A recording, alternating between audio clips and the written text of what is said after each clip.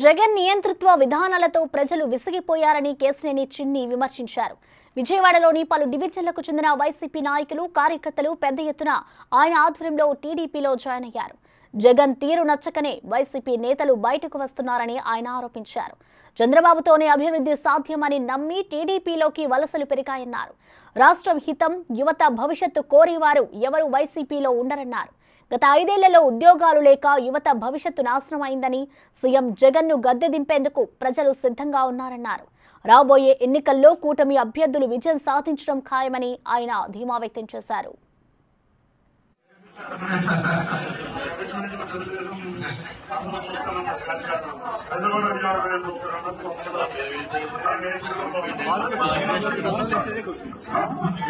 ప్రభాకర్ గారు 57వ డివిజన్ నుంచి అమ్మవారి ట్రస్ట్ బోర్డు మెంబర్ చేస్తున్నారు. మాతో ట్రస్ట్ బోర్డు మెంబర్ అయినా మాతో పార్టీ నుంచి మాతో కష్టపడి ఎంతో అనుభవం ఉన్న ప్రభాకర్ గారికి స్వాగతం, సుస్వాగతం. For more videos like this, subscribe Big TV channel.